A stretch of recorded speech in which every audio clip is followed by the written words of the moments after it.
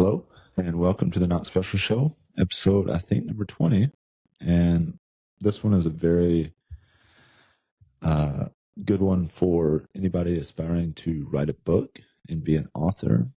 But I think that all these things that I'm going to talk about, my process of writing a book, can apply to any creative thing, or maybe it's just some life decisions that you'll get from it. So I wanted to start off by reading from a book called The Creative Act, A Way of Being by Rubin.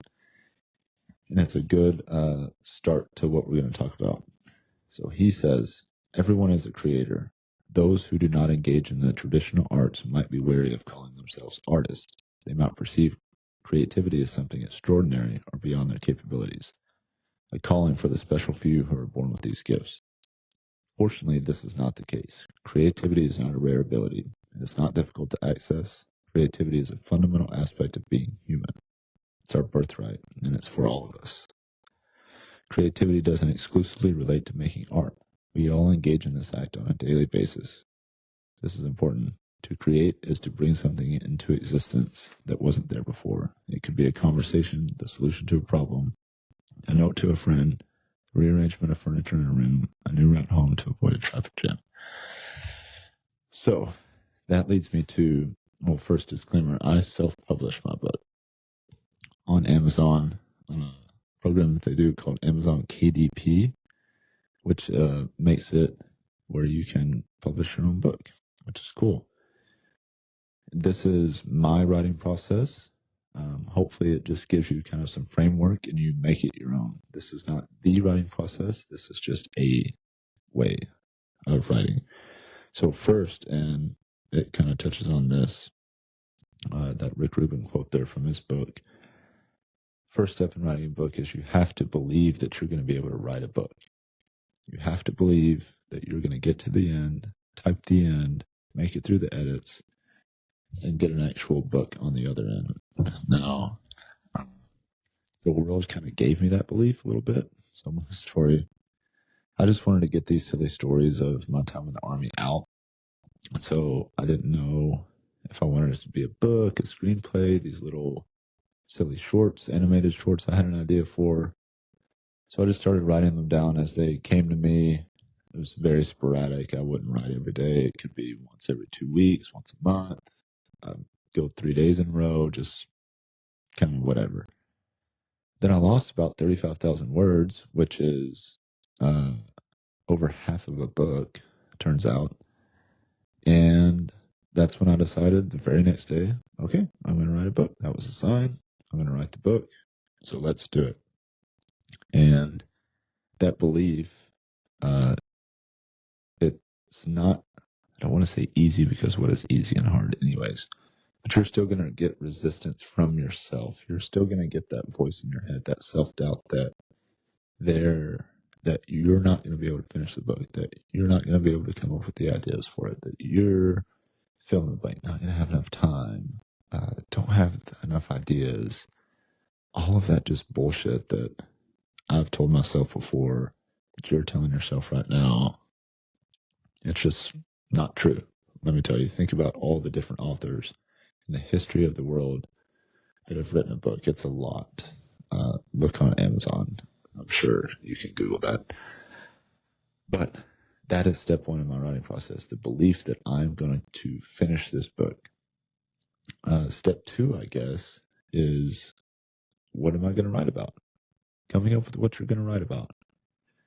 We've all probably thought about, man, I make a good book. Okay, so that's great. Step one, coming up with the initial what this is going to be about. Now, for me, this is a really practical step that I hope that carries with you. That's being available to write down ideas at all times. How many times have you been laying in bed and you get an idea and it's like, oh, I wish I would have remembered that. What was that idea last night that I was laying in bed? Have a notebook next to your bed. Write it down right then, or you will forget it. Guaranteed. Have your phone ready to pull up the notes app and just write down that idea right then. So my process was, and this is different for everybody because I don't think that I could sit here and just only think about and force myself, think about an idea to put in that book. I don't know if it works like that for me. So what I would do is every morning I would get up before everybody, still dark outside or the sun was just coming up depending on the season, and I would just go for a walk. I had my initial kind of overview of this is what I want the book to be about. I want it to be about silly stories from my time in the Army. Well, now I have to narrow it down. Okay, what are those silly stories? So I would go on a walk. I'd have my phone. I'd have the note section out. It's on Do Not Disturb. And I would just walk. I wouldn't expect the ideas and thoughts to come. They would typically just come. Every day something would come. Oh man, remember that one time that Frank set the cop car on fire? Oh, that would be awesome. And so I would take that, and sometimes it would just be that boom, that one line, that one idea. And I would take that, and when I would go to write that day, I would elaborate on that day. I would have my phone right next to my iPad or my laptop, and I would pull it up like, oh, yes, okay. And then I would elaborate, and that's when I would remember and conjure up these new ideas and new memories to write about that one thing. Sometimes I would be walking and I would get an entire chapter and I would sit on the curb and type out on my phone 500 words of an idea that came to me. But having those little anecdotes on your notes, on your phone or on a notebook, and then taking them back and elaborating on them when you actually sit down and write, that was clutch for me. I really love that, and I really think that that's valuable stuff for you. All those little ideas you have, just write them down. You never know what your brain's gonna latch onto and want to elaborate more. So that's step 2. I think step 3 is setting a goal for yourself. Setting a goal of something super manageable and doable word-wise that you can do. For me, that was 250 words a day for 5 days a week. That's what I started. 250 words. They didn't have to be Ernest Hemingway level words. I just wanted to get the volume in because I knew I would go in and edit out stuff and add stuff later. That first run through, just set the goal for yourself. What am I going to write today? 250 words, no matter what. You're going to show up at your desk or wherever you write, and you're going to write the goal that you set for yourself. If you got to wake up early because you got a busy day, wake up 30 minutes early and write your 250 words. If you got to stay up 30 minutes later, do it. If you got to skip a 30-minute shitty Netflix show, do it. That is important. I would have it written out on a Post-it note on my desk, the goal number for that day. And when I got done, it was awesome. Just knock that motherfucker out and write your new goal. If I finish at 261 words, then I knew I had to do 511 or whatever it was the next, get to 511 the next day. And that was cool. It let me see my progress too, because on that same sticky note, I saw, 2 weeks ago, I was only at 8,000 words, and now look at me. I'm at like 12,000. That's real progress. But consistently showing up, and no matter what, I wrote sick a couple times. I had to sit down instead of standing up and writing. Showing up and just doing it, keeping that commitment to yourself. Once you get comfortable and you've consistently hit your target, and it becomes, and it does, easier and easier, the words start flowing, the ideas start flowing. You've tricked your brain into telling it, we come up with ideas every day now to write. It starts doing it. Now, I don't want you to think and have the expectation that that little voice in your head is not going to be there that's going to tell you you're not going to finish. You're not going to be able to get to 60,000 words, whatever your goal is. You're not going to have enough ideas. You're going to run out of ideas. That's still going to be there. But that voice gets a little quieter and a little quieter and a little quieter every day that you show up consistently. So once you've consistently hit your goal, up it a little bit.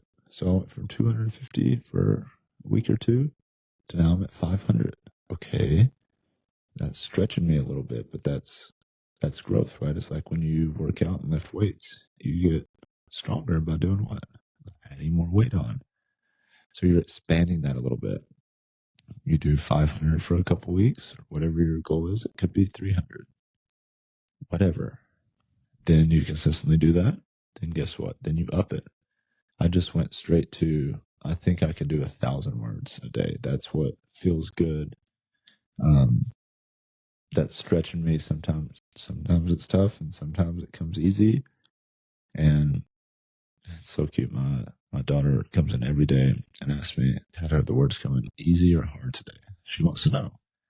She wants to know selfishly so she can kind of game plan when I'm going to be available to play with. But, it's still very cute because she gets to see this at the end of, man, Dad's in there like writing every day.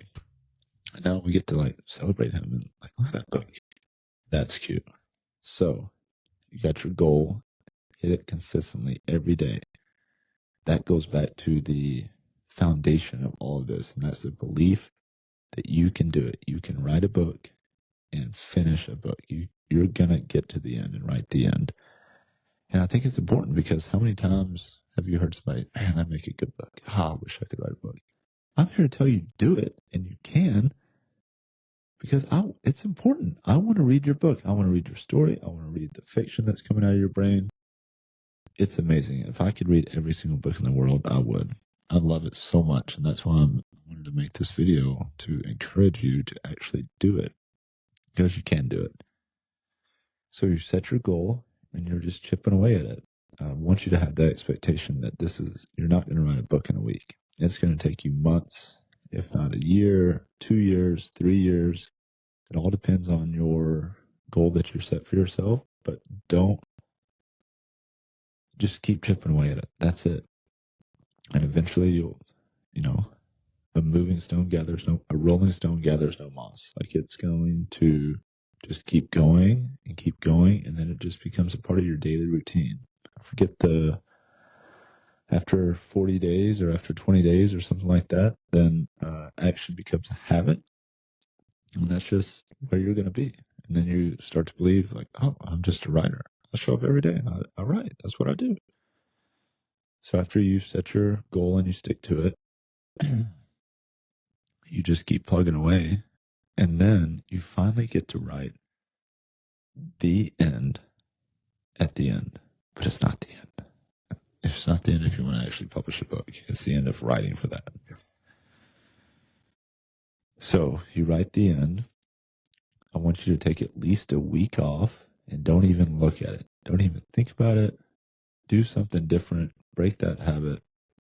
Do something different for at least a week where you would be writing. Go for a walk more. Start to think about the next book that you want to write. Leave that book that you just finished behind. After a week or two, come back. And this is one of the next steps. What are we on? Step 5. Read it as a reader, not as an author. So go back and big overview, just read it through and just take it in. Enjoy it. Enjoy your own writing. That's what it's all about, because if you write for somebody else, that's not authentic and it's going to come out in your writing. Write what you think is awesome. I think that book is hilarious that I wrote because it's just me. It's my sense of humor, and hopefully everybody writes it, but I give that up to the universe if somebody likes it or not. So just read it through. Don't start nitpicking it. That's for another time. That's the next step. Just read it. And then when you're done, sit on it for a day or two and make some notes while it's kind of still fresh. Okay, what didn't fit in a certain area? Where can I add? Do I need to move around that chapter? Do the chapters make sense? Do they go in the right order? Oh, I didn't like the name of that chapter. Give yourself those notes then. Then you go in and you fix all that stuff. You take stuff out. Oh, you know what? I'm going to add stuff. I wanted to add that there. That's when you add that stuff or take stuff out. Then you read it again. Boom. As a as a reader, now you're starting to slowly pick up on, okay, add a comma there, take that apart, and now you're starting to really get down to it. Once you read that through after, same thing, go in, oh, take that out, I wanted to add to that, this whole chapter doesn't make sense, blah, it's out of there. Read it again, then go back in, take stuff out, add stuff. You're going to go through that process 2 or 3 times until you get it to, okay, this totally makes sense. This lines up with what's in my head of the flow of how I want the book to go. Then you're down at the tip. You're literally about to cross your I's and dot your T's. Cross your T's and dot your I's. I'm silly. Then you start going in, and this is where you can hire an editor. Or if you're kind of on a budget like me, you hopefully have a wife that's in her PhD program and that's knows what grammar is. So she did it, and that's going to take so you're probably a month in post writing the end, doing your own edits, taking stuff out, adding stuff, punctuation, all of that stuff. Then you can send it off to an actual editor. In my case, it was my wife, and that's going to take some months too. Then, after they give you notes and corrections and, put commas where there needs to be commas, and for me, make it run on 2 sentences. I like to just talk and write. Sorry, guys. Then, this is like step 10 by now. Give it to a trusted person that you can trust and that you trust their feedback to you. So send them the link to your Word doc, send them the attachment, and just ask them, hey, can you give me some feedback on what you like, what you don't like about this? This is a book I've been working on. And for me, I didn't tell anybody that I was writing a book, other than my wife. Okay, and I'm back. Sorry, my wife came in. I had recorded this podcast already, but had not hit record, so this is the second time through. So once you get it down to we're sending it off to the proofreaders, right? So we're gonna send this off to people that you trust and that you know are gonna give you actual feedback on your writing, on your book, and that's when you can choose. Okay, that does make sense, what they're saying, or not. You get to decide. But if I sent mine to 5 different people, and I think that's a good number. The more the merrier, honestly, because then you're also enrolling them, getting the momentum of, man, good job. Like, this is great. You got 5 fans already right there, because they love and support you. So getting somebody to proofread it is important. Mine, people wanted to hear more of certain stories and less of others. And if it's a consistent, the majority of people are saying the same thing, then you should probably take that feedback and apply it. Then you're going to go through, after you've made those corrections, again, that same process, taking stuff, reading it through, taking stuff out, adding stuff. You're looking at your punctuation again, super minute, and then you're ready. So this is when we get into the Amazon KDP stuff. So you need to sign up for an Amazon KDP account.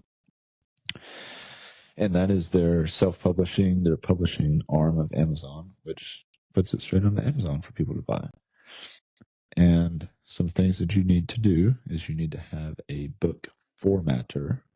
A book formatter takes your Word document and it makes it exactly how it needs to be to actually fit inside a book.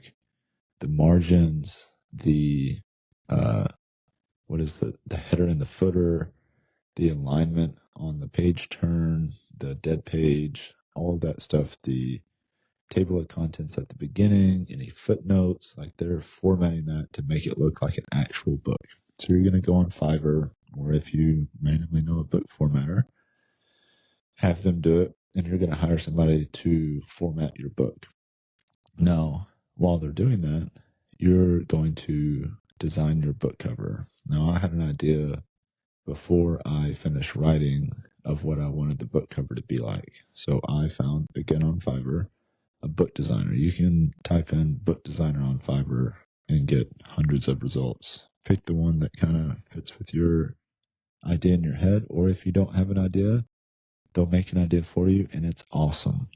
Go back revisions with them or yourself, and then you're going to take that formatted, so that the formatter is going to take about a week, 5 to 7 days. They're going to give it back to you, and you're going to read your book again for probably the 20th time. You're going to make sure all the formatting is correct. For me, it was weird at the end of some of the chapters. The words were like triple spaced, just the last line. So gave them that feedback. Another 2 days, boom, it's back. This is it. This is the final read through. Make sure the punctuation is there. Run it through, spell check again. Use Grammarly, whatever you want to use. Make sure, because once that formatter is done, then that's it.